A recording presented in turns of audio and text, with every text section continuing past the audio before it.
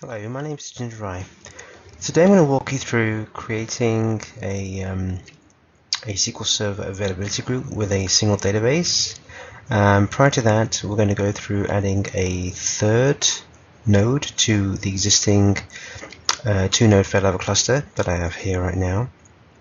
And this cluster currently has SQL Server, a failover cluster instance running right now, and we have two volumes presented with the shared storage for the SQL Server FCI from a Windows Server 2012 storage basis server, which is presenting iSCSI disk to these two cluster nodes. And we'll go ahead and create an availability group, a database, add it to the availability group, and get that replicated across to the third node, which isn't currently part of the cluster. So prior to starting any work on this right now, I'll just go through a few details that are required. So first of all, we need to make sure that the Windows firewall and all the nodes allows the SQL Server port. So in my case, is TCP 1433 the default. SQL Server availability groups require that we open up TCP port 5022, which is used for the availability group replicas. And we also need to make sure that we've got SQL Server availability groups enabled in SQL Server Configuration Manager. So let's go ahead and do that right now prior to adding the third node. So in SQL Server Configuration Manager, all we need to do is highlight the instance, go into Properties, then click on Always On High Availability, and actually check this to enable Always On Availability Groups. What then happens is the SQL Server service needs to be restarted for that to be enabled. Let's go ahead to the DR side, to the DR node, and check the same. Okay, always on high availability, it's already enabled. I'll just go ahead and start up the SQL Server agent service there. Let's go back to the first node, and what we want to do, I can close this now, is actually add that third node. So one of the requirements is that any node with SQL Server installed, whether it's an FCI or a single host, or whether we're using sync commit or async commit, essentially all these servers for using availability groups have to be part of the same Windows Server failover cluster. So what we'll do, I've already installed the Failover Cluster Manager tools on the DR box there. So I'll go ahead and add the cluster node. So it's a simple PowerShell script command to add the cluster node to the cluster. So I'll select the nodes here while that's running, and we should see the DR node actually come into this view. It's currently down, and it shouldn't take too long for it to join and be part of the cluster. Let's go back to the PowerShell while that's happening. Okay, looks like everything is up and running. So let's go ahead and close PowerShell. Okay, now that the third DR server is actually part of this node, it's got its own storage, same paths as the SQL Server FCI cluster. Let's go into SQL Server Management Studio. I'm already connected to the SQL Server FCI instance right now.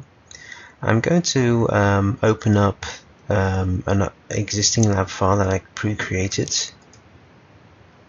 which basically sets up the database that we're going to replicate across with async replication to the DR box. So let's go ahead and create that database that we need to use. It's called cool cars. Okay, and I'll just go ahead and refresh the server instance, and we should have the database there, and there will be currently no tables. There's a simple schema for the table, let's get that created. Okay, I'll execute that. That's done. So let's just refresh tables. Okay, let's just look at the columns. Yep, everything looks like it's right there. Okay, let's go ahead and add some records to the table of cool cars. Okay, so we've got 25 records that we're going to insert into the car list. Okay, so let's expand tables and right click on car list and select top 1000 rows. Not that we have that many. Okay, and we've got 25. What I also have is a simple Windows Forms application which I've developed with two buttons which we'll use for this demo. And the first button basically gets the cool cars list count from the car list table in the cool cars database, and the second button will get the same from the DR side. So we should get a count of 25 if I run this application. I'll pull this down here, and we do have 25. If I currently run the get DR cool cars count, it'll likely come with error code because the instance is not up and running. So I'll leave this running in the background right now. Let's go ahead and go back to the SQL Server. So we've got always on enabled in both instances. This is the FCI with 2 nodes. Let's go ahead. My quorum configuration is already set. I'm using a file share witness, and we can review that in Cluster Manager.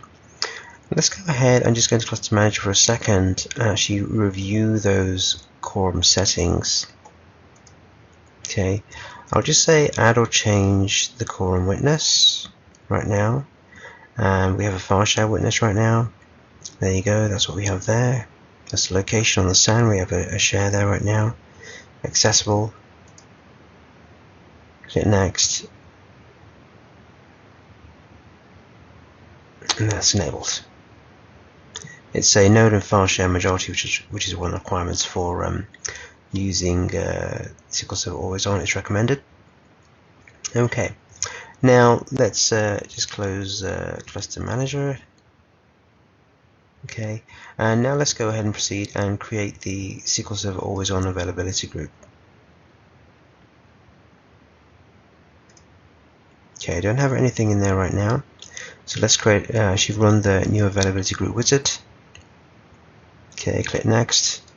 I'll just call this Cool Cars AG. Now, the reason for availability groups and listeners is that you can group your databases as a failover unit, so it's multiple databases. Another requirement, which I didn't go ahead and do, is that we require a full backup of the database for database seeding into the target SQL Server instance. So let's just hit cancel for now and go ahead and do a full backup. The database also has to be in full recovery mode, which it is. Okay, we'll do a full backup. Okay, let's remove the default location, and I'll add on the actual the SAN server. I do have a SQL backup file share, which is accessible by all nodes, which is required. And bear with me. Okay, it needs a file, so we'll just call it coolcars.bak. Click OK, and let's go ahead and back up the database. Okay, that's completed.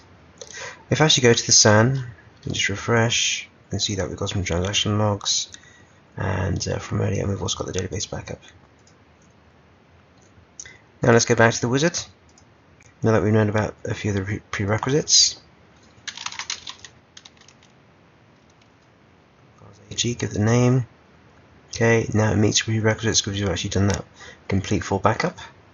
I'll select the database, click next. At this point, we just have the FCI right now.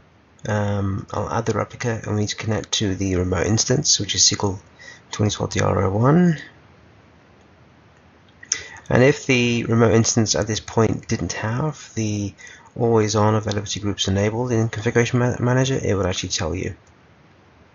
So we have a secondary right now, which we're configuring. And we can actually go ahead and enable read-only secondaries because we want to query the number of records that are in the actual car list table. So let's go ahead and click next. At this point, I won't set up endpoints right now, or any backup preferences or listener. I could do, but for this purpose of this demo, I will not. Okay, that's where the backup was. So I'll just click next. We've done that already. Okay, it just complains about the listener. I'm not concerned about that right now. That can be set up later on as well. So let's click next. And there's just an output. So it talks about the port that it uses. Again, the port on the DR server. And what accounts are being used. So let's click finish. More details. and it's going ahead and basically running lots of SQL right now. Okay, so there's a vote configuration that needs to be configured. So the third node shouldn't be able to vote, but we can change that another time. Let's click close. Okay, so we've got our cool cars AG primary. So this is a primary instance right now. We've got our database in there. Okay, what I can do right now is actually show a dashboard in SQL Server. Just to let you know that the FCI is synchronized, there's no data loss because it's actually shared disk right now. If we change the mode from async commit, so I'll show you where that is. If we actually go into here, go to properties, okay, we can see that it's currently set to asynchronous commit, manual failover for each of the nodes right now. If this was set to synchronous commit, basically what happened is this will say synchronize all the time because the developers replicas have to be synchronized at that point. So since we're mimicking a DR server, in this case, it will say data loss because there is potential, but that'll be minimized based on the technology. So let's go over to the DR server. Let's close SQL Server Configuration Manager. I'll just refresh the instance databases, and I have cool car synchronizing, and I have the availability group with the database that came over from the FCI cluster. Okay, I'm just going to go ahead and open a recent file that I created just to count the number of records.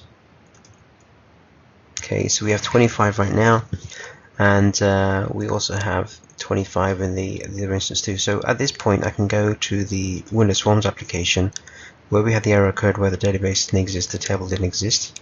I'll just go ahead and get the count. So they're currently in sync, there's 25 records. I haven't pulled up anything else, I've kept it simple right now. But I can extend this to actually show the last record, etc. So let's go ahead and go to the first node, and then go to the SQL. Okay, we've got 25 right now, and let's go ahead, have another transaction. Let's take that up to 31 and execute that. Let's go to the Windows Forms app. There's 31 and there's 31 on the async commit replica. That was pretty fast. Now it's also obviously dependent on the speed of the network. This is all LAN to LAN right now. And let's go ahead and go up to 42, execute that. And then let's go back to the Windows Forms app. Go there, 42, 42. Okay, so I'll close down the custom application. This is just straightforward. The code is just calling a single method, and I'm just passing the instance, the database, and the actual table. We're just using the system.data.SQL client reference, and the method is being called by both buttons and just updating a label and setting the text on the label. So it just selects star from and basically brings back the count from xqscaler string. Okay, so that's it. That's this demo complete. Thanks for watching. Hopefully you learned a bit about the SQL Server always on prerequisites. I did want to note that SharePoint also now supports 7.2013 supports async commit too, so it's great for DR sites, which was presented at the SharePoint conference earlier on this year in March. Thank you very much for watching.